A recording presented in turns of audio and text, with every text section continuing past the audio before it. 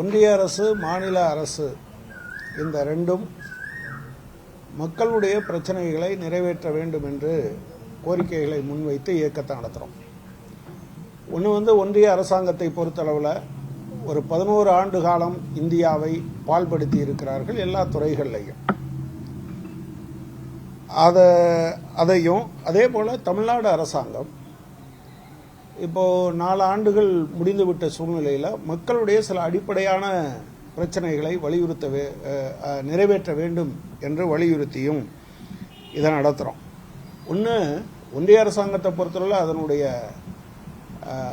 Exclusive domain, அதனுடைய அதிகாரத்தில் மட்டும் இருப்பது 3 அம்சங்கள். ஒன்று வெளியுறவு கொள்கை, எல்லை பாதுகாப்பு, நாணயம்.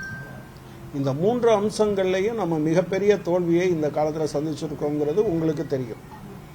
வெளியுறவு கொள்கையை பொறுத்தவரை அநேகமாக நம்ம நாட்டின் மீது ஒரு தீவிரவாத தாக்குதல் நடக்கிற போது உலகத்தில் எந்த நாடும் நமக்கு ஆதரவாக பேசலை. இந்தியாவின் பக்கம் நாங்கள் இருக்கிறோம் என்று பேசாத ஒரு சூழ்நிலை.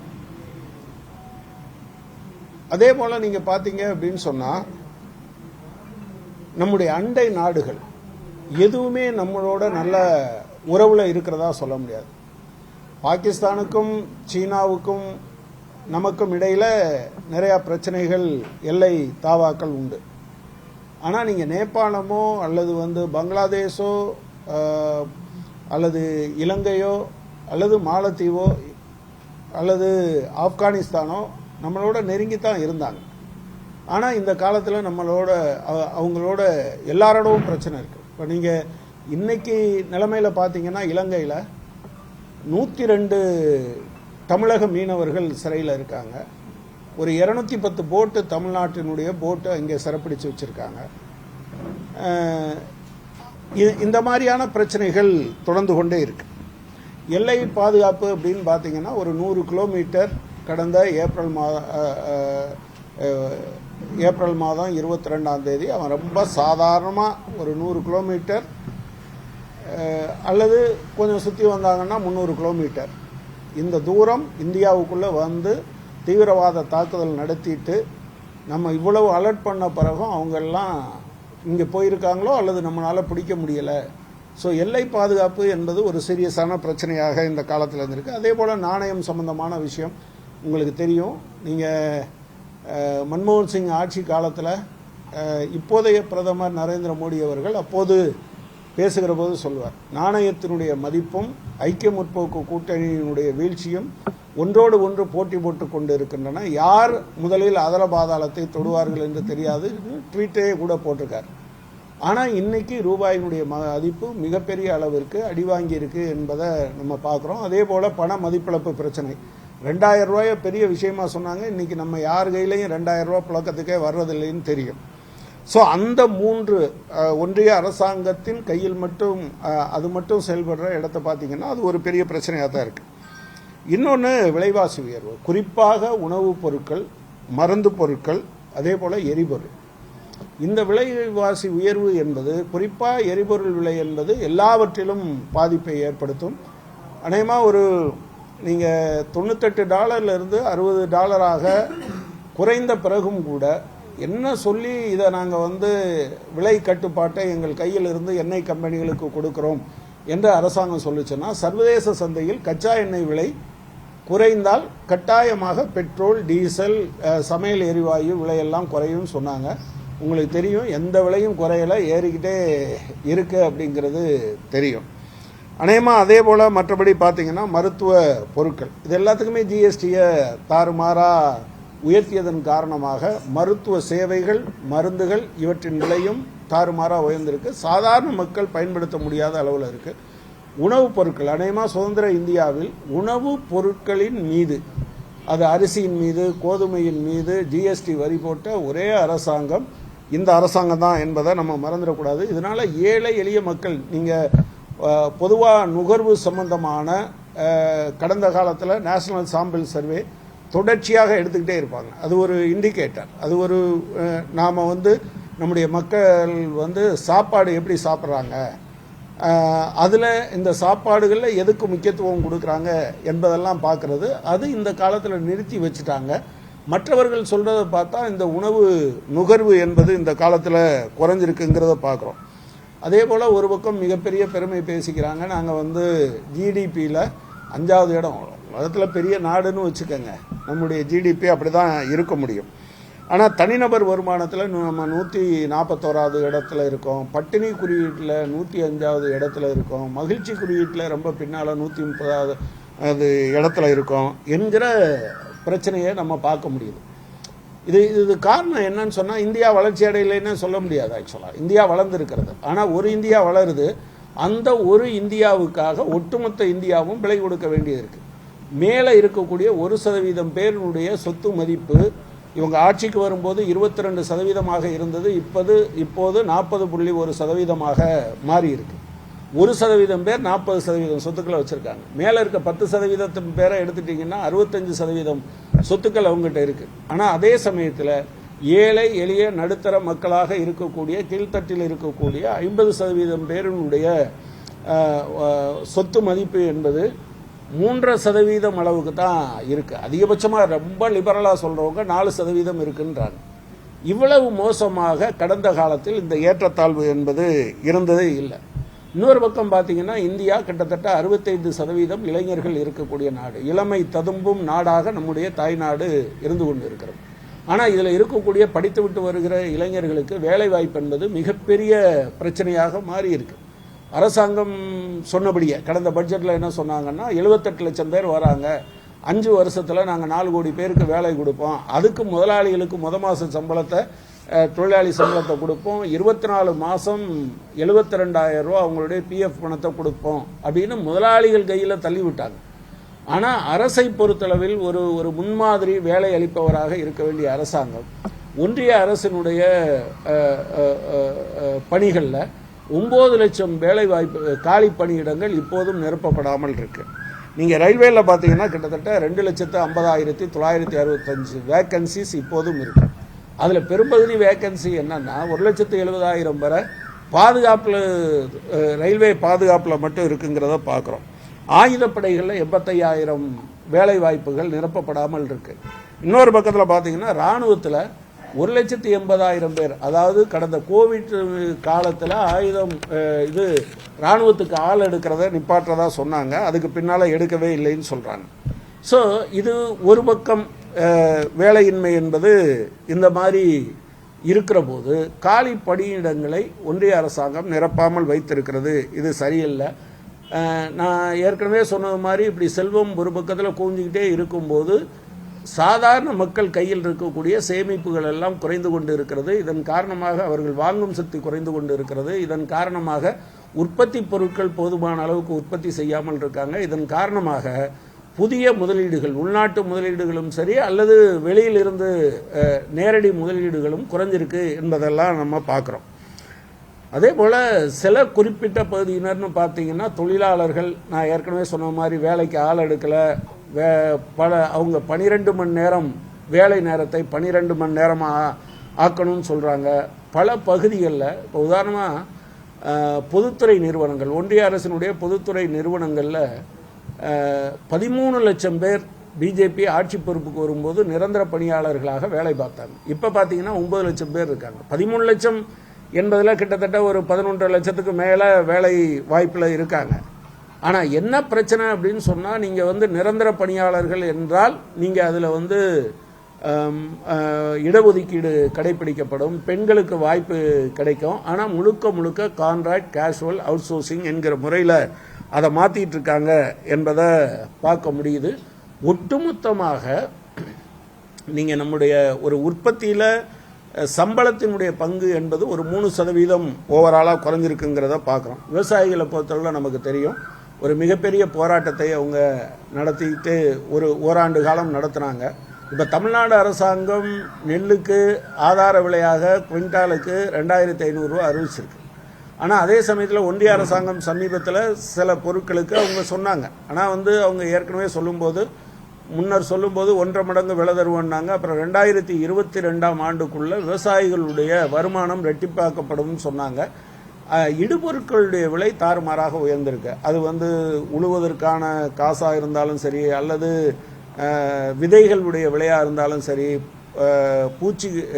பூச்சிக்கொல்லி மருந்துகளாக இருந்தாலும் சரி, களைக்கொல்லி மருந்துகளாக இருந்தாலும் சரி, உரமாக இருந்தாலும் சரி, அறுவடை செலவுகளாக இருந்தாலும் சரி, மிக அதிகமாக இருக்குது. ஆனால் அதுக்கு தகுந்த மாதிரி அரசாங்கம் கூடுதலான உதவி செய்யணும். பட் மாறா இப்போ என்ன பண்ணிட்டு இருக்காங்கன்னா, இந்த ஆண்டு இறுதிக்குள் அமெரிக்காவுடன் ஒரு ஒப்பந்தம் ஏற்படும் என்று சொல்லியிருக்காங்க. அந்த ஒப்பந்தத்தினுடைய முக்கியமான பகுதியாக எது இருக்க போகுதுன்னா, விவசாய பொருட்கள் சார்ந்து தான் இருக்க போகுது.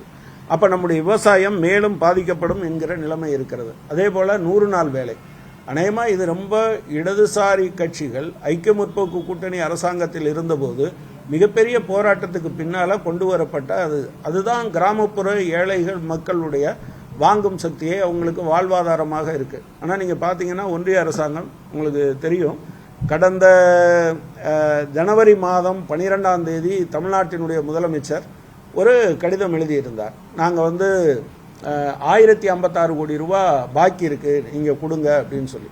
ஆனால் அவங்க ஜனவரியில் கொடுக்கல, ஏப்ரல் மாதம் வரை கொடுக்கல. மே மாத ஆரம்பத்தில் 2999 கோடி ரூபா கொடுத்தாங்க. இது அரசாங்கத்துக்கு என்று 2999 கோடி ரூபா தமிழ்நாடு அரசாங்கத்துக்கு கொடுத்தாங்க என்பதனுடைய பொருள் என்னன்னா, இவ்வளவு பணம் கிராமப்புற அதிலும் பெரும்பாலான பெண்களாக இருக்கக்கூடிய மக்களுக்கு கடந்த 7 மாதங்களாக வழங்காமல் நிலுவையில் இருந்த தொகை என்பதை பார்க்க முடியும். அதே போல் நீங்கள் சமீபத்தில் பார்த்துருப்பீங்க, கடந்த 10 ஆண்டுகளில் 18,56,000 கோடி ரூபாயை பெருமுதலாளிகளுக்கு தள்ளுபடி பண்ண அரசாங்கம் தான்.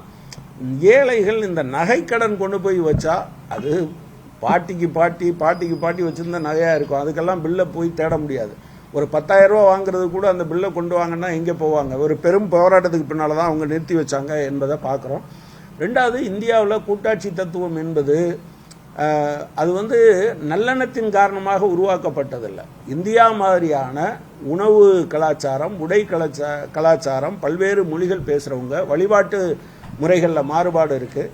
எனவே இதையெல்லாம் கவனத்தில் எடுத்துக்கொண்டு தான் விடுதலை போராட்டத்தின் போதே இந்த நாடு எப்படி இருக்க வேண்டும் என்று சொல்கிற போது கூட்டாட்சி தத்துவம் என்று சொன்னாங்க. அதனால தான் நம்முடைய அரசமைப்பு சட்டம் இந்தியாவை மாநிலங்களின் ஒன்றியம் என்று குறிப்பிடுது. ஆனால் கூட்டாட்சி தத்துவத்தின் மீது ஒரு குறிப்பான தாக்குதல் தொடர்ச்சியாக நமக்கு தெரியும். இப்போ ஆளுநரை வைத்துக்கொண்டு அவர்கள் நடத்திய ஒரு மிகப்பெரிய தமிழ்நாட்டில் வேலை செய்ய விடாமலே பண்ணாங்க. அப்புறம் அதுக்கு பின்னால் உச்சநீதிமன்றம் தலையிட்டது. இப்போது கேள்வி கேட்டு குடியரசுத் தலைவர் மூலமாக திரும்பவும் உச்சநீதிமன்றத்தை நாடி இருக்கிறார்கள் என்பதை பார்க்குறோம். நமக்கு தர வேண்டிய நிதியை தரமாட்டேன்றாங்க. கல்வி உரிமை சட்டத்தின்படி 25% குழந்தைகள் தனியார் பள்ளிகளில் சேரலாம். அதில் 60% ஒன்றிய அரசாங்கம் நிதி கொடுக்கும். அந்த ஃபீஸுக்கான ஃபீஸில் 60% மாநில அரசாங்கம் 40% கொடுக்கும். ஆனால் இந்த 60% ஒன்றிய அரசாங்கம் வச்சுக்கிட்டு தரமாட்டேன்னுது. சமக்கர சிக்ஷா அபியானில் கொடுக்க வேண்டிய கிட்டத்தட்ட 2152 கோடி ரூபாயை தர மறுக்குது. இது தொடர்ச்சியாக நடந்து கொண்டே இருக்குது. எனவே நெல்லையில் வெள்ளம் வந்தபோது நாம் பார்த்தோம், நெல்லையும் தூத்துக்குடியும் எப்படி மூழ்கி கிடந்தது என்று. அதற்கு எந்த பைசாவும் கொடுக்கறதில்லை என்று அரசாங்கம் சொல்வது அந்த கூட்டாட்சிக்கு எதிரானது. இன்னொரு பக்கத்தில் ஜனநாயக விரோதம். அநேகமாக பத்திரிகை சுதந்திரம் என்பது மிகப்பெரிய அளவுக்கு முடக்கப்பட்டு இருக்கிறது. எதிர்க்கட்சிகள் அவங்களுடைய கோரிக்கைகளை வச்சா அவங்கள ஒடுக்கிறது, எதிர்க்கட்சிகளை சிதைப்பது, அவங்கள அப்படியே விழுங்கி கொள்வது, அது அங்கே இங்கே சுற்றி இப்போ தமிழ்நாட்டில் நம்ம பார்த்துருக்கோம். பாமகவை எப்படி பண்ணுறாங்க என்பதை ஒன்றிய அரசின் சுயேட்சையான அமைப்புகள், சிபிஐ, அதே போல் நீங்கள் வருமான வரித்துறை அல்லது இடி, இவையெல்லாம் ஆளும் கட்சியினுடைய அவங்க சொல்கிறத செய்கிற ஆட்களாக மாற்றப்பட்டு இருக்கிறார்கள். கோர்ட்டு பலமுறை சொல்லியிருக்கு. நீங்கள் ஹேமந்த் சோரனுக்கு போகும்போதே நீங்கள் அரெஸ்ட் பண்ணிட்டு தான் ஆதாரம் தர்றீங்களே தவிர ஆதாரத்தை வச்சுக்கிட்டு அரெஸ்ட் பண்ணுறது மாதிரி தெரில, எனவே பெயில் கொடுக்குறோம் அப்படிங்கிற மாதிரிலாம் சொன்னாங்க. நீதிமன்றங்களையும் கூட அவங்க மாற்றிருக்காங்க. உங்களுக்கு தெரியும், அயோத்தி தீர்ப்பு வழங்கிய 5 நீதிபதிகளில் 4 பேர் அரசினுடைய பதவிகளை உடனடியாக அரசு பதவி அல்லது ராஜ்யசபா என்ற முறையில் போயிருக்காங்க. வெளிப்படைத்தன்மை என்பது அநேகமாக இல்லை. நீங்கள் இந்த அரசாங்கம் சில உதாரணங்களை நமக்கு பளிச்சுன்னு தெரிஞ்ச உதாரணங்கள், நீங்கள் தேர்தல் பத்திரம் அநேகமாக யார் கொடுக்குறாங்க யார் வாங்குறாங்கன்னு தெரியக்கூடாதுன்னு ஒரு விஷயத்தை கொண்டு வர்றது எப்படி சரியாக இருக்கும் என்பது தெரியும். இப்போ சமீபத்தில் வந்த ரெவலேஷன் தெரிஞ்சிருக்கும். தமிழ்நாட்டில் இருக்கக்கூடிய ஒரு நிறுவனம் கடந்த 10 ஆண்டுகளில் 20 கோடி ரூபா பாஜகவுக்கு நன்கொடை கொடுத்துருக்காங்க. ஆனால் கடந்த ஓராண்டில் மட்டும் 125 கோடி ரூபா தமிழ்நாடு பாஜகவுக்கு நன்கொடை. தமிழ்நாடு பாஜகவுக்கு மட்டும் கொடுத்த நன்கொடை 125 கோடி ரூபா. ஒரே ஒரு நீங்கள் ஆதரவாளராக இருந்தால் தொடர்ச்சியாக கொடுத்துட்டு வந்திருப்பார்ல. 10 வருஷத்தில் 20 கோடி, ஒரு வருஷத்தில் 125 கோடி. அதாவது ஒரு ப்ராஜெக்டை கொடுத்துட்டு அந்த ப்ராஜெக்டுக்காக வாங்குறது, ஒரு ரைடு நடத்திட்டு அதிலிருந்து வாங்குறது என்பதாக வச்சுருக்காங்க. இப்போ கோவிட் சம்பந்தமாக, கோவிட்ல இறந்தவர்கள் சம்பந்தமான விவரங்கள் வருகிற போது என்ன வருது, 20 லட்சம் சாவுகளை நாம் குறைத்து குறிப்பிட்டு இருக்கிறோம் என்கிற விஷயம் வந்திருக்கு. அதில் ரொம்ப அதிகம் என்னென்னா குஜராத் மாடல் தான். 33,000 என்று அவர்கள் சொன்னாங்க. ஆக்சுவலாக என்ன இப்போ வந்திருக்கிறது என்னென்னா 1,93,98,000 பேர் இறந்தார்கள் என்பதை இப்போ அதிகாரப்பூர்வமாக சொல்கிறாங்க. எவ்வளவு வித்தியாசம் இருக்கிறது என்பதை பார்க்க முடியும். இப்படி ஒவ்வொரு துறையிலும் நீங்கள் வெளிப்படைத்தன்மை இல்லாமல் இருக்காங்க. மொழிகளின் மீதான ஒரு தாக்குதல், இப்போ மும்மொழி கொள்கையை தெளிப்பது, கட்டாயமாக இந்தியா படிக்கணும்னு சொல்கிறது, இப்போ கீழடி நாகரிகத்தை அங்கீகரிக்க மறுப்பது. நான் என்ன சொல்கிறேன்னா, கீழடி நாகரிகம்னா நீங்கள் வரலாறு அல்லது நீங்கள் தொல்லியல் துறை, அந்த அறிவியல் அல்லது இந்த கார்பன் டேட்டிங் சொல்கிறாங்கல்ல, இதையெல்லாம் வச்சுக்கிட்டு தானே முடிவெடுக்கணும். மாறாக தமிழ்நாடுனா நாங்கள் அங்கீகாரம் கொடுக்க மாட்டேன்னு சொல்கிறது, இந்த மாதிரியான விஷயங்களுக்கு எதிராக மக்களிடம் இதை பிரச்சாரம் செய்வது, ஒன்றிய அரசு இது ஒட்டுமொத்தமாக இந்த சிஸ்டத்தை பால்படுத்தியிருக்காங்க. எனவே அதை கண்டித்தும் மக்களிடம் விழிப்புணர்வு ஏற்படும்படியும் இந்த பிரச்சாரத்தை நடத்துகிறோம்.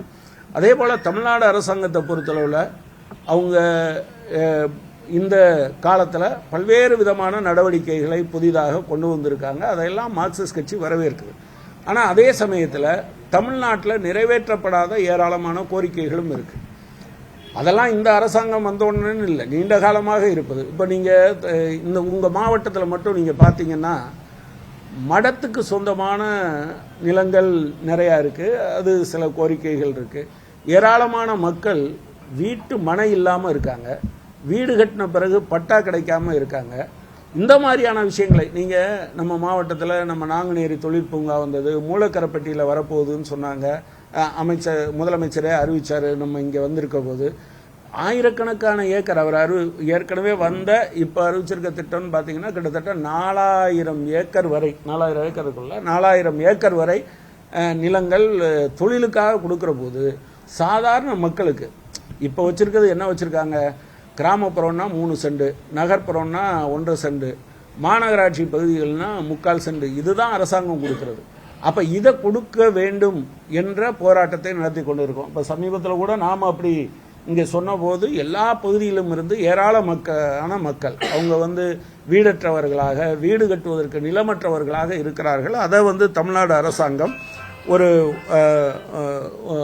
அதையெல்லாம் அதாவது வீடற்றவர்களுக்கு வீடு கொடுப்பதற்கும் ஏற்கனவே நிலங்களில் இருக்கிறவங்களுக்கு அந்த பட்டா கொடுக்கறதுக்கும் முன் வரணும். இங்கே இன்னும் சில இடங்களில் பார்த்தீங்கன்னா பெரு நிறுவனங்கள் சாதாரண மக்கள், இப்போ இங்கே ஆரோக்கியநாதபுரம்னு ஒரு இடம் இருக்குது, உங்களுக்கு தெரியும்னு நினைக்கிறேன்.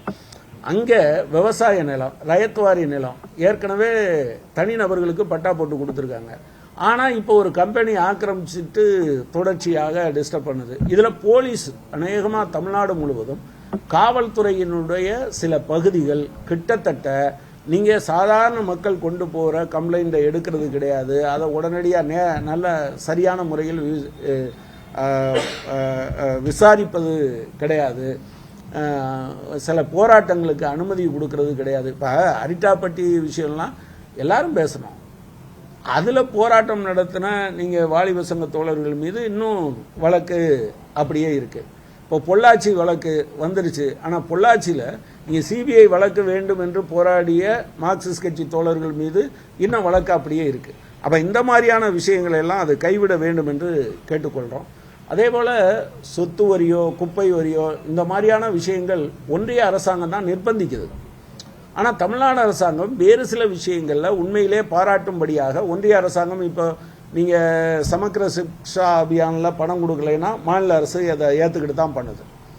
நீங்கள் அதே போல் வந்து நீங்கள் பயிர் பாதுகாப்பு திட்டத்தில் 49% ஒன்றிய அரசாங்கம், 49% மாநில அரசாங்கம், 2% தான் விவசாயி அந்த பிரீமியம் கட்டணும்னு சொன்னாங்க. ஆனால் ஒன்றிய அரசாங்கம் பின்னுக்கு போயிட்டாங்க.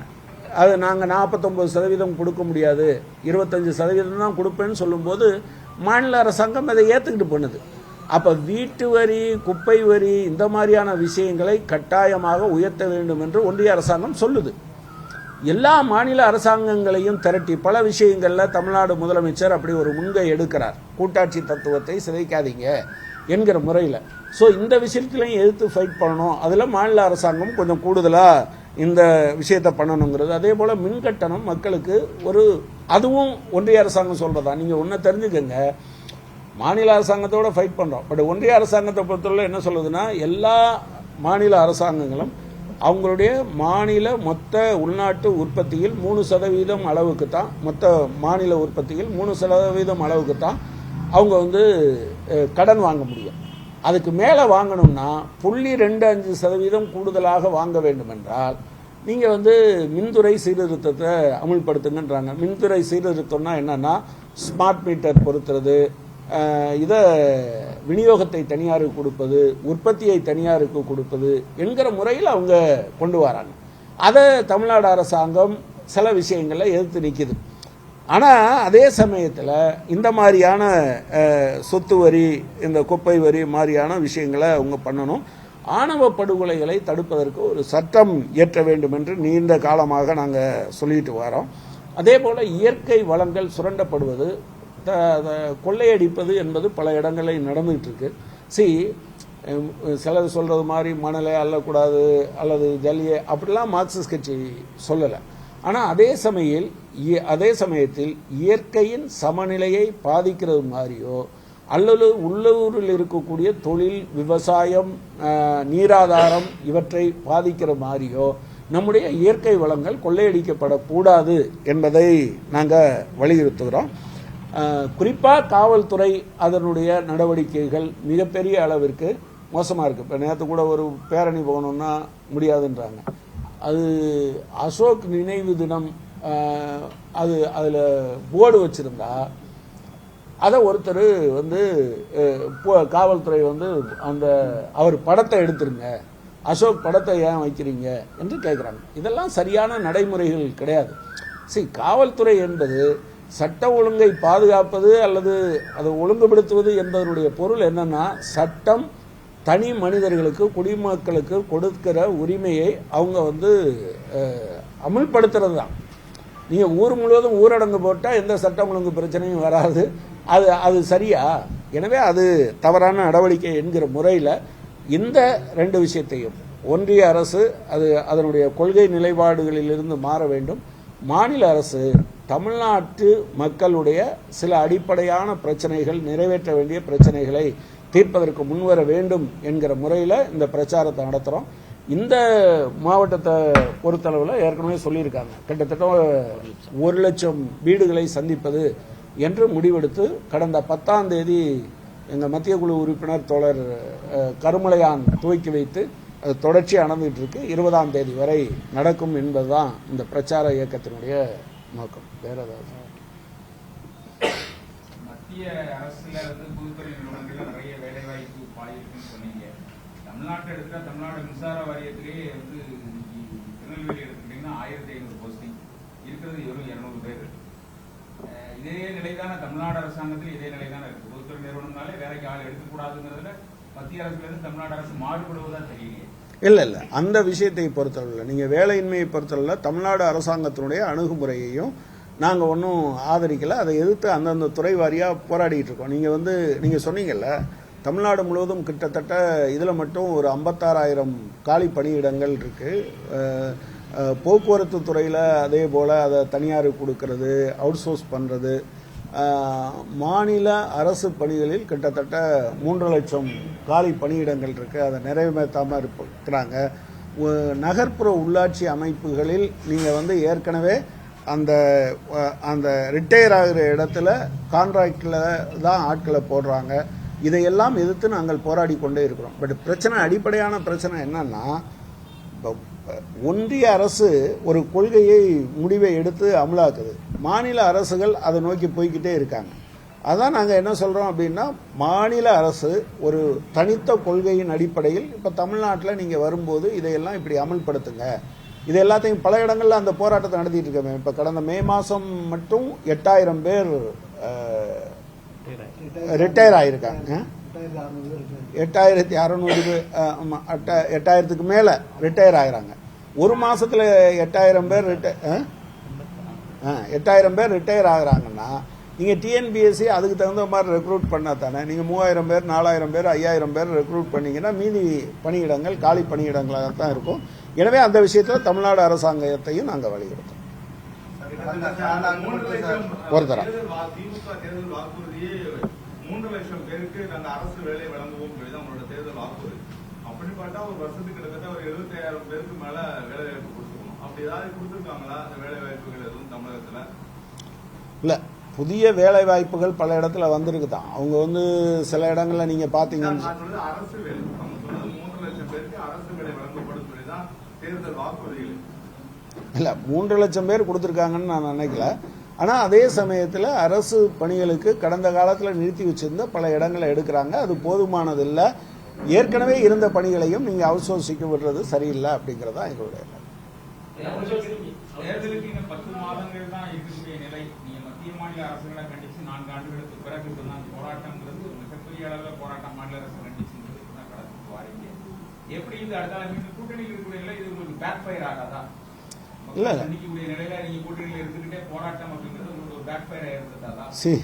திமுகவும் சிபிஎம்மும் ஒரே கட்சி இல்லை. ஒரே கட்சிக்குள்ள கூட பல விஷயங்களில் கருத்து வேறுபாடு இருக்கும். இது கூட்டணி என்பது ஒரு குறிப்பிட்ட நோக்கத்துக்காக. நான் ஏற்கனவே சொன்னது மாதிரி இந்தியாவினுடைய அடிப்படையான கோட்பாடுகளை பாஜக சிதைத்து கொண்டு இருக்கிறது. அது தமிழ்நாட்டிலும் காலூன்றுவதற்கு முயற்சித்து கொண்டு இருக்கிறது. எனவே அதை எதிர்த்த நோக்கத்திற்காக திமுக அதை தோற்கடிப்பதற்கான நிலையில் இருக்கக்கூடிய கட்சியாக இருக்கிறது. கன்சிஸ்டண்டாக அதை எதிர்த்தும் போராடிட்டு இருக்காங்க.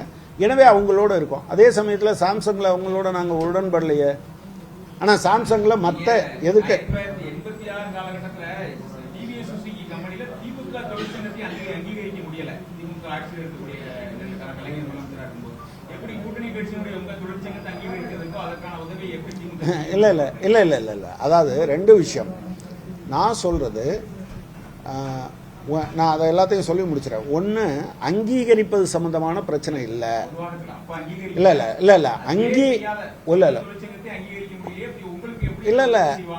இல்லை. அது முதலாளிகள் பொதுவாக என்ன பண்றதில்லை அப்படின்னு சொன்னா, அவங்க ஒரு சங்கத்தை அங்கீகரிக்கிறது என்பதை அரசாங்கம் சொன்னா அங்கீகரிக்கலாம் மாட்டாங்க. அது போராட்டத்தின் மூலமாக தான். ஆனால் பதிவு செய்வது அரசாங்கத்தினுடைய வேலைன்னு சொன்னோம். ஆனால் இந்த விஷயத்தில் பாஜகவோ ஏடிஎம்கேயோ அந்த மாதிரிலாம் இருந்ததில்லை. வேலை நேரத்தை நீங்கள் அதிகரிக்கணும்னு அந்த மசோதாவை கொண்டு வரும்போது பாஜகவோ அதிமுகவோ எதுக்கலை. இன்ஃபேக்ட் மசோதாவை நிறைவேற்றிட்டாங்க. எங்களுக்கெல்லாம் ரொம்ப லிமிட்டட் 2 எம்எல்ஏ தானே. ஆனால் அதுக்கு பின்னால் எல்லாத்தையும் ஒருங்கிணைச்சோம். தோமுசாவும் கூட வந்தாங்க. எல்லாரும் ஃபைட் பண்ணோம். அதை எங்களால் அதை கைவிடுகிறோம் என்று முதலமைச்சர் அறிவிக்க வைக்க முடிஞ்சது என்பதை பார்க்கணும். எனவே நான் சொன்னது அந்த விஷயம் அங்கீகாரம் சம்பந்தமான பிரச்சனை இல்லை, சங்கத்தை பதிவு செய்வது சம்பந்தமான பிரச்சனை. நீட் தேர்வு தொடர்பாக நீங்க போட்டிருக்கீங்க, மத்திய அரசுல ஆளுநர் சரியான அந்த தீர்மானம் தொடர்பாக. ஆனா குறிப்பாக கடந்த சட்டமன்ற தேர்தலும் போதே துணை முதலமைச்சர் எல்லா இடங்களையும் பேசும்போது சொன்னாரு, நீட் தேர்வுக்கான ரகசியம் என்னோட தந்தையோட பையில இருக்கு. இது மானா, ரோசம், சூடு, சொரணை இதெல்லாம் இருந்தாலே நீட் தேர்வை ரத்து செஞ்சிடலாம் அப்படின்னு மாதிரி சொன்னாப்ல. குறிப்பாக கடந்த காலங்களில் எடப்பாடி ஆட்சி காலத்துல 7.5 அரசு பள்ளிகள் கொடுத்தாங்க. இவங்களோட தேர்தல் வாக்குறுதியிலும் அது 2.5 கூடுதலாக 10% வழங்கப்படும் தெரிவிச்சிருக்காங்க. குறிப்பா நீங்க இதை ஒரு டைவர்ட் பண்ண மாதிரி இருக்காதா? குறிப்பா அவர் தேர்தல் நேரத்தில் சொல்லும் போதும் நாங்க வந்தோடனே முதல் கேள்வி நீட்டை ரத்து பண்ணுவோம். எப்படி பாக்குறீங்க? இதை செய்வதற்கான அதிகாரம் ஒன்றிய அரசாங்கத்தில் தான் இருக்கு. உண்மையிலே என்ன அபிப்பிராயம் இருந்ததுன்னா, பாஜக கட்டாயமாக தோற்கடிக்கப்படும். அப்போ புதிதாக வரக்கூடிய எதிர்கட்சிகள்லாம் ஆட்சி பொறுப்புக்கு வந்துட்டோம்னா அதை பண்ணிட முடியும் என்கிற அபிப்பிராயத்தில் அவர் சொல்லியிருந்திருக்காங்க. அதான் சார். ஆமா, அதுக்கடுத்து அடுத்து வரும்போதுன்னு யோசிச்சிருப்பாரு. விஷயத்தை இன்னும் பையிலே வச்சிருக்காங்க. கிட்டத்தட்ட 50 லட்சம் பேர் கையெழுத்து வர வாங்கி கொடுத்துட்டாங்க. கையெழுத்து வாங்கி இன்னும் கையிலே தான் வச்சிருக்காங்க தவிர. அதாவது ஒரு இந்த மாதிரியான அதாவது வெளியே கொண்டு வரலாம். ஒரு நிமிஷம் இல்ல மார்க்சிஸ்ட் கட்சியை பொறுத்தளவுல நீட்டே கூடாது என்பதல்ல, நீட்டு வேணுமா வேண்டாமா என்பதை பொறுத்தளவில் அது மாநில அரசுகளுடைய கையில் கொடுக்கணும் அப்படிங்கிறது தான். ஏன்னா நம்ம ஊரில் இப்போ நீங்கள் தமிழ்நாட்டில் பார்த்தீங்கன்னா இல்லை அது நீங்கள் திமுகவினுடைய வாக்குறுதி எல்லாத்தையும் அவங்க அண்டர்ஸ்டாண்டிங்லேருந்து கேட்குறாங்க. திமுக சார்பாக நான் பேசவில்லை, நான் சிபிஎம் சார்பாக தானே பேசுகிறேன். இல்லை அதில் தான் இல்லை, அதைத்தான் நான் சொல்கிறேன்.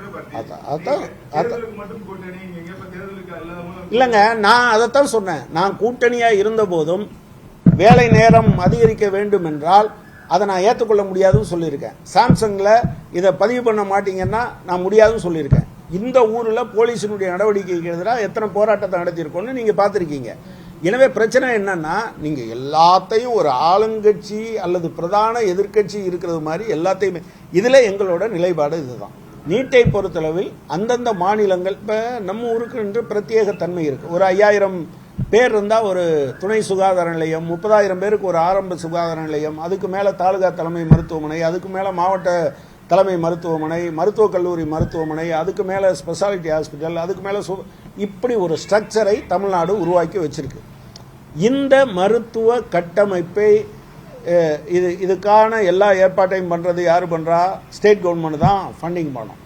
ஆனால் சென்ட்ரல் கவர்மெண்ட் என்ன பண்ணுறாங்க அப்படின்னு சொன்னால், நீ அந்த மருத்துவத்தை நீ பாரு, மருத்துவ படிப்பை நான் பார்த்துக்கிறேன். அதேமாதிரி தமிழ்நாடு சில ஏரியாக்களில் சண்டை போட்டிருக்காங்க. இப்போ நீங்கள் 15% ஒன்றிய அரசினுடைய அந்த பேர் என்ன ஒதுக்கீட்டில் ஓபிசிக்கு இடஒதுக்கீடே கிடையாதுன்னு சொன்னாங்க. ஸோ என்ன பிரச்சனைனா, நான் உங்கள்கிட்ட சொல்ல விரும்புகிறது, ஆக்சுவலாக ஸ்பெசிஃபிக்காக டிஎம்கேட்ட கேட்குற விஷயங்களை கேளுங்க. நாங்கள் அடிப்படை இப்போ பட்டா மாதிரியான விஷயம் இது எல்லாமே கொண்டு போய் ஆளுநர் தலையில் போட்டுருந்தீங்க. நாங்கள் தீர்மானம் ஆளுநர் செய்யலை, நாங்கள் தீர்மானம் போட்டு ஆளுநர் செய்யலைங்க. செய்வேன்னு சொல்லி முதல் கையெழுத்து என் தந்தை வந்தோன்னு முதல் கையெழுத்தே இதுதான் சொன்ன. ஏங்க உங்களுக்கு தெரியாதா? அவர் கையெழுத்து போட்டாலும் யார் போடணும்? நீங்கள் சட்டமன்றம் நிறைவேற்ற இல்லை அப்படி ஒரு தீர்மானம் இல்லை. ஒரே ஒரு நிமிஷம் உங்கள்கிட்ட கேட்குறேன். நீங்கள் அந்த சட்டத்தை நிறைவேற்றினாங்களா இல்லையா? இதுக்கு விளக்கு கொடுங்க. கவர்னர் கையெழுத்து போட மாட்டேன்றாரு. இப்ப பிரச்சனை என்னன்னா, கவர்னர் கையெழுத்து போட்டாலும் அது செல்லுபடியாகுமா, சட்டமாயிருமா? தமிழ்நாட்டில் அது தனியா மத்திய அரசு ஜனாதிபதி அதுக்கு அதாவது அது நீட் தேர்வு அப்படிங்கறதே உச்சநீதிமன்றத்தின் தீர்ப்பு. அதை அதை மாற்றணும் அப்படிங்கிறது ஜனாதிபதி இல்லாம நளினி சிதம்பரம் சரி அழகா சொல்லிட்டாங்க. நான் தான் யார் நினைத்தாலும் நீட்டை எதுவும் பண்ண முடியாது. இப்படி நிறைய பேர் சொல்லியிருக்காங்க. பிற்படுத்தப்பட்டவருக்கு இடஒதுக்கீடு என்பது இந்தியாவினுடைய அரசமைப்பு சட்டத்திலேயே இல்லை. எவர் நினைச்சாலும், கடவுளை நினைச்சாலும் பிற்படுத்தப்பட்டவருக்கு இடஒதுக்கீடு வராது. வந்துச்சுல, எவ்வளவு காலம் கழிச்சு வந்தது? வந்துச்சா முதல்ல ஆரம்பத்தில்? நம்முடைய அரசமைப்பு சட்டத்தில் இல்லைன்னு சொல்லையா? இல்ல, ஒரே ஒரு நிமிஷம். உச்ச நீதிமன்றம் சொன்னது எல்லாத்துக்கும் கட்டாயம் நீங்க இந்த தேர்வு வைக்கணும்னு சொல்லல. நீங்க அதை அவங்க சொல்ற பிரச்சாரத்துக்குள்ள போய் விழுந்துடாதீங்க. நளினி சிதம்பரம் அவங்க அன்னைக்கு அவங்களுக்காக வாதாடினாங்க, அவங்க அதை சொன்னாங்க. அது அவங்களுடைய கருத்தே தவிர அதுவே நிலையானது இல்லை. ஈவன் அப்படி ஒன்று சொன்னா கூட அதை மாற்றத்தானே வேணும் நம்ம. இல்ல ஜனாதிபதி இல்ல சார் ஜனாதிபதி சொல்லட்டும், நான் பண்ண மாட்டேன்னு சொல்லட்டும்.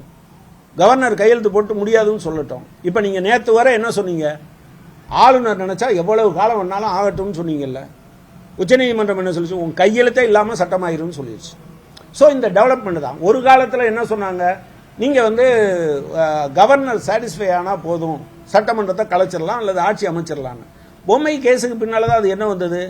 அப்படிலாம் நீங்க தீர்மானிக்கப்படாது, ஃப்ளோர் ஆஃப் த ஹவுஸ் தான் சொல்லுச்சு.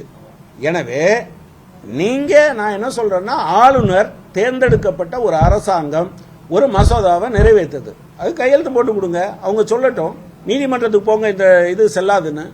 திராவிட முன்னேற்ற கழக கூட்டணியில் சில நெருடல் எதுவும் உங்களுக்கு ஏற்பட்டிருக்கிறதா? 4 ஆண்டுகளுக்கு பிறகு அப்படிங்கிறது ஒரு சின்னதாக எதிர்ப்புகள் கொஞ்சம் நீங்க உங்களோட மாநில செயலாளர் பேசுறதுக்கு உடனே எதிர்வினை ஆற்றக்கூடிய நிலை இருக்குது. நீங்க கூட்டணி இல்லாம திராவிட முன்னேற்ற கழகம் வெற்றி பெற முடியாது நீங்க மாநில செயலாளர் சொல்ல, அதுக்கு உடனே கம்யூனிஸ்ட் கட்சியும் ஜெயிக்க முடியாது, அப்படின்னு உடனடியாக எதிர்வினை ஆற்றக்கூடிய நிலை இருக்கு. எதை நோக்கி போகுது? நீங்க இப்ப போராட்டம், மக்களை சந்திப்பு அப்படிங்கறது நோக்கி உங்களுக்கு நெருடல் ஏதுன்னு நான் ஏற்கனவே சாதனை அந்த புள்ளியில் நீங்க கலந்துக்கல. எது? இல்ல அன்னைக்கே இல்ல அது தற்செயல் நிகழ்வு. நீங்க பாத்தீங்கன்னா தெரியும், எங்க கட்சியினுடைய மத்திய குழு கூட்டம் 3, 4, 5, 3 தேதியில் டெல்லியில் நடந்தது. முதல் மத்திய குழு கூட்டம். மாநில செயலாளரும் அங்கே போனார். முக்கியமான தலைவர்கள் யாரும் இல்லை, அதனால நாங்கள் போகல, அவ்வளோதானே தவிர அது. பட் ப்ராப்ளம் என்னன்னா, நிச்சயமாக திமுகவுக்கும் சிபிஎம்முக்கும் அல்லது கூட்டணியில் இருக்கக்கூடிய கட்சிகளுக்கும் இடையே கருத்து வேறுபாடு என்பது தவிர்க்க முடியாது. அதை நான் உறுதியாக சொல்கிறேன். ஆனால் கூட்டணி என்பது 100% ஒத்துப்போனவர்களிடோடு தான் என்றால் யாரும் யாரோடவும் கூட்டணி வைக்க முடியாது. எங்களை பொறுத்தளவில் ஒரு பிரதான அம்சம், இந்தியாவை ஒரு ஒரு ஒரு ஒரு பாசிச தன்மையுள்ள ஆர்எஸ்எஸ்ஸால் வழிநடத்தப்படுகிற பிஜேபி அது ஆளக்கூடாது, அதை தோற்கடிக்க வேண்டும் என்பதற்காக நாங்கள் உடன்பாடு கொண்டு இருக்கிறோம்.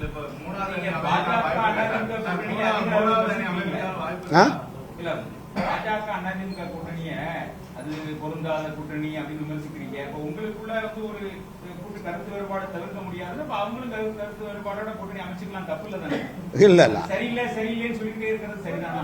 இல்ல அதுதான் நான் என்ன சொல்றேன். இப்ப நான் சொல்லும் போது இந்த விஷயத்தில் நாங்க என்ன மதச்சார்பின்மை, கூட்டாட்சி தத்துவம், இந்த விஷயத்துல நாங்க மாற போறது இல்லைங்க. ஆனா கூட்டணி தர்மத்துக்காக நான் சிஏஏவை ஆதரிச்சேன்னு வெளியே சொல்ல மாட்டோம். கூட்டணியில இருக்கிறோம், எங்களுக்கு பிடிக்காத விஷயங்களை எதிர்த்து பிரச்சாரம் பண்றோம், எல்லாம் பண்றோம். ஆனா நான் உள்ள உட்கார்ந்துப்பேன், கூட்டணி தர்மத்துக்காக ஆதரிக்கிறேன் அப்படின்னு பேசிக்கான விஷயங்களில் காம்ப்ரமைஸ் கிடையாது. கடந்த முறை மாறி நாங்க மிக குறைந்த சீட்ல நாங்க போட்டியிட மாட்டோம், மார்க்சிஸ்ட் கம்யூனிஸ்ட் கட்சி இந்த தடவை அதிகமான சீட்டை கேட்போம்னு அவர் சொல்லிட்டாரு. அதே மாதிரி விடுதலை சிறுத்தைகளும் சொல்லிருக்காங்க, இதே மாதிரி நாங்க அதிகமான சீட்டை கேட்போம்னு. இதெல்லாம் சொன்ன பிறகு மார்க்சிஸ்ட் கம்யூனிஸ்ட் கட்சி நேரடியாக மக்களை சந்திக்கிறதுல எதுவும் உள்நோக்கம் இருக்கிறதா, இல்ல திமுக கூட்டணி தான் தொடர்ந்து இருப்பீங்களா, இல்ல வேற ஏதாவது கூட்டணி அமைப்பதற்கான ஏற்பாடுகள் நடக்கிற மாதிரி இருக்காது?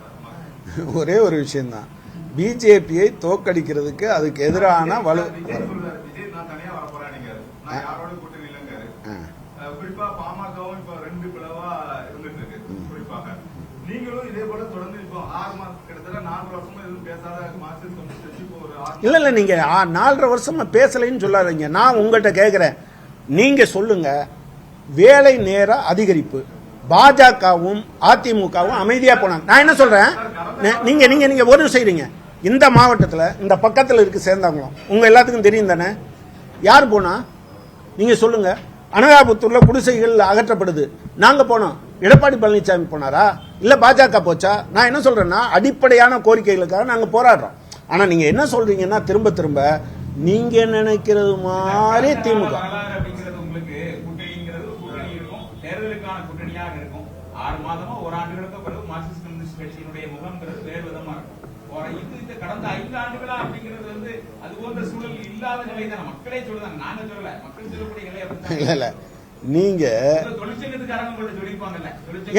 எங்க தமிழ்நாட்டில் நடந்த மிகப்பெரிய தொழிற்சங்க போராட்டம் எதுங்க சொல்லுங்க. Right right. டிரான்ஸ்போர்ட்ல எல்லாரும் கையெழுத்து போட்டாங்க, நாங்க கையெழுத்து போடல. கையெழுத்து போடலங்கிறதுனால என்ன ஆயிடும்?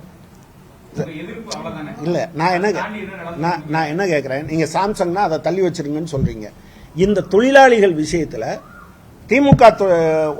அதிமுக தொழிற்சங்கம் நடத்தின ஒரு பெரிய போராட்டத்தை சொல்லுங்க.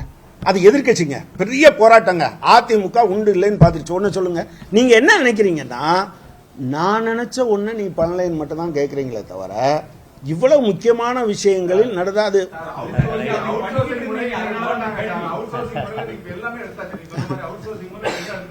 வேலை வாய்ப்புனாலே கேள்விக்குறியா போச்சு. டிரான்ஸ்போர்ட்டா இருக்கட்டும் அல்லது மாநகராட்சியா இருக்கட்டும், எல்லா இடத்துலயும் கேள்விக்குறியாச்சு. அதை கூட பெரிய அளவுக்கான போராட்டங்கள் மேற்கொள்ளப்படல. இதுல இந்த சொன்னாங்க, அரசு ஊழியர்கள் இன்னைக்கு வரை மௌனமா இருக்காங்க. மார்க்சிஸ்ட் கம்யூனிஸ்ட் கட்சி இது மாதிரி மௌனமா இருக்கு. யாருங்க சொன்னா மௌனமா இருக்குன்னு? நான் என்ன கேட்கிறேன், எங்க இந்த புதுசா வந்த மாநில செயலாளர் எத்தனை ஸ்டேட்மெண்ட் விட்டுருக்காரு? போதுமான சீட்டு வழங்குறது இப்ப சொல்றாரு.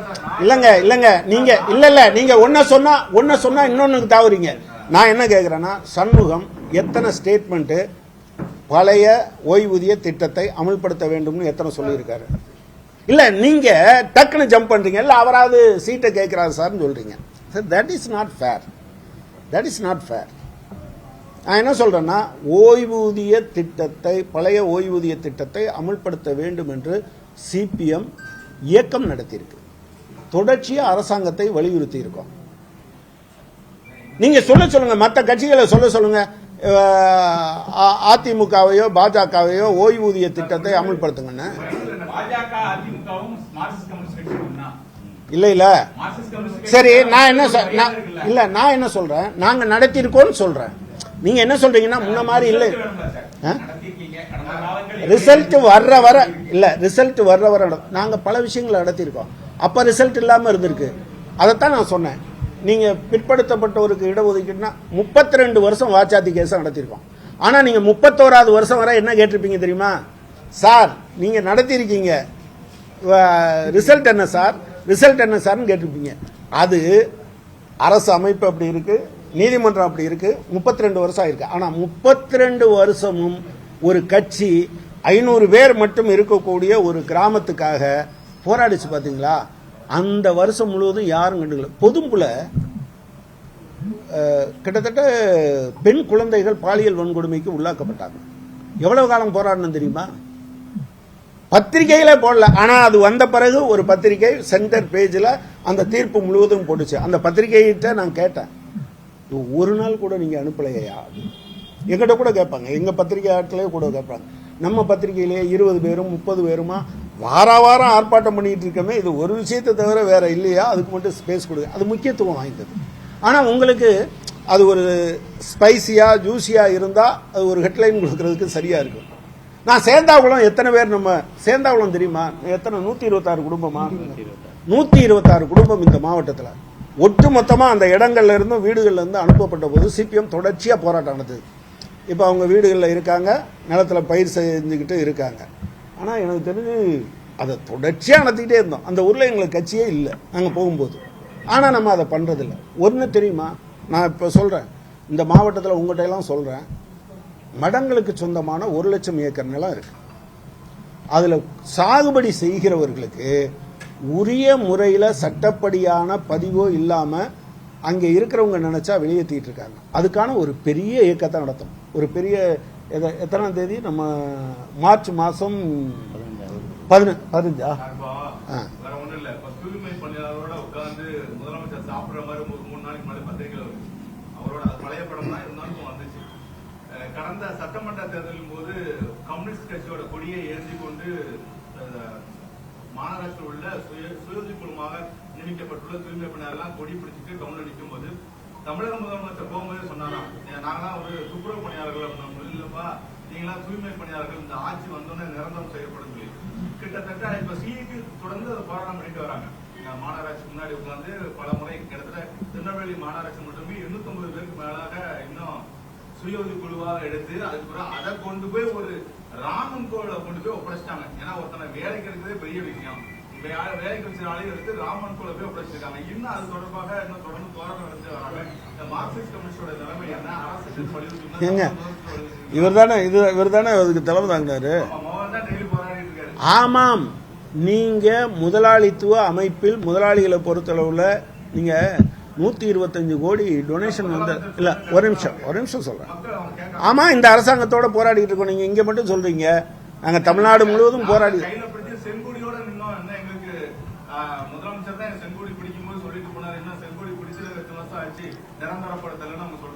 ஆமா, நாங்க போராடிட்டு இருக்கோம். அதை நிரந்தரப்படுத்துற வர போராடுவோம். அவுட் சோர்சிங் அதே தானே சொல்றோம். அதைத்தானே இங்க சொல்றோம். நீங்க வந்து அவுட் சோர்சிங்ல பண்ண ஏங்க நீங்க உண்மையிலே நம்புறீங்களா? ஒரு 4.5 வருஷம் இல்ல நீங்க எதுவுமே நிறைவேற்றல. 500 வாக்குறுதியில முழுமையான இன்னைக்கு பாருங்க 1000 ரூபாய் மகளிர் உரிமை தொகை கேட்டு போன வாரம் சரியான கூட்டம். இங்க மட்டும் இல்ல, தமிழகம் முழுவதும் இன்னும் அதுவே முழுமையாக நிரந்தரப்படுத்தலாம். நீங்க திமுகவுக்காக வாக்கு கேட்டு உங்க வச்சிருக்காங்க. குறிப்பா அந்த வாக்குறுதியை நிறைவேற்றப்படும். இல்ல நீங்க வந்து இந்த கொடுக்கப்படாதவர்களுக்கு கொடுக்கணும்னு நாங்கெல்லாம் பேசின பிறகு தானே அவங்க கொடுக்குறேன்னு சொல்றாங்க. எவ்வளவு பேர் கொடுக்குறாங்க? எத்தனை குடும்பம்? ஒரு நிமிஷம் நீங்களே சொல்லுங்க. இல்ல ஒரு நிமிஷம் சார். 1 கோடி குடும்பத்துக்கு கொடுத்துருக்காங்க. ஒரு குடும்பத்தில் சராசரியா எத்தனை பேர் இருப்பாங்க? ரைட். அப்ப 4 கோடி பேர் தமிழ்நாட்டினுடைய மக்கள் சார். அத்தனை கார்டு இப்ப அதைத்தான் நான் சொல்றேன். நான் என்ன சொல்றேன், தகுதி உள்ள அனைவருக்கும் இதை கொடுத்தே ஆக வேண்டும் என்று மார்க்சிஸ்ட் கட்சி கோருது. அவங்க ஒரு ஸ்டேஜில் முடிக்கிறேன்னு சொன்னாங்க. இப்ப திரும்ப அதை ஆரம்பிச்சிருக்காங்க. எல்லாத்துக்கும் தகுதி இருக்கிறவங்களுக்கு கொடுக்குறேன்னு இல்ல. இந்த ஸ்டைல் ஆஃப் இது இருக்கு இல்லையா, இது சரி கிடையாது. நீங்க என்னன்னா நிறைவேற்றவே இல்லைங்கிறது ஒண்ணு, நிறைவேற்றின பிறகு அதுல குறை இருக்கு, திரும்ப நிறைவேற்றுறோம்னா இப்ப அப்ப இது இனிமே வராதா? இல்ல, அப்படி நாங்க கோரிக்கை வைக்கல. எல்லாத்துக்கும் கொடுக்கணுங்கிறது மட்டும் தான் எங்க கோரிக்கை. தொழிலாளர்கள் நிறைய பேர் பாதிக்கப்பட்டிருக்காங்க. திருநெல்வேலியிலே நிறைய தொழிலாளர்கள், தூய்மை பணியாளர்கள், மோகன் சார் தொடர்ந்து போராட்டம் பண்ணியிருக்காங்க. இருக்கக்கூடிய தொழிலாளர்கள் அரசுக்கு விரோதமாக இருக்கக்கூடிய எதிராக இருக்கக்கூடிய நிலை தான் இருக்குது. அது உங்களுக்கு அந்த வரக்கூடிய தேர்தலில் பாதிப்பை ஏற்படுத்தாதா? நிச்சயமா தொழிலாளிகள்கிட்ட சொல்லுவோம். ஒன்று, இதுக்காக உறுதியாக போராடுவோம். அதே சமயத்தில் நீங்க மாற்றுன்னு சொல்றவங்க யாரு? ராணுவத்துக்கு எல்லையில ராணுவம் இருக்கான்னு சொல்லிட்டு 1,80,000 பேரை இந்த காலத்தில் எடுத்து ஏற்கனவே இருந்ததை விட குறைச்சிருக்க ஆளு. நீங்க ராணுவ வீரர்களுக்கு கூட அத்த கூலிக்கு அக்னிவீர்னு எடுக்கிற ஆளு. ஏற்கனவே இருக்க பப்ளிக் செக்டார் எல்லாம் மூடிட்டு இருக்க ஆளு, இடஒதுக்கீடு கொடுக்காத ஆளு. அவரை நம்புவீங்களா நீங்க? அவங்க இருக்கிற இடத்துல எல்லாம் பழைய பென்ஷன் திட்டம் வந்துருச்சுன்னு நீங்க சொல்லுவீங்களா? இல்ல ஏற்கனவே ஏடிஎம்கே இந்தியா முழுவதும் பென்ஷன் திட்டத்தை 2004 புது பென்ஷன் திட்டத்தை கொண்டு வரும்போது 2003 கொண்டு வந்து ஜெயலலிதா அவங்க அது பூச்சாண்டி இல்ல, உண்மையான ஒரு பேராபத்து, பேரிடர். அதை புரிஞ்சுக்கல அப்படின்னு சொன்னா நீங்க தப்பு பண்றீங்கன்னு அர்த்தம். இப்ப இவங்க அதை அக்செப்ட் பண்ணிட்டு நாங்க செப்டம்பருக்குள்ள அதை நாங்க ஒரு குழு போட்டிருக்கோம், என்னன்னு சொல்லுவோம்னு சொல்லியிருக்காங்க. அவங்களோட சண்டை போடுவோம், அதை நிறைவேற்றுங்கன்னு சொல்லுவோம்.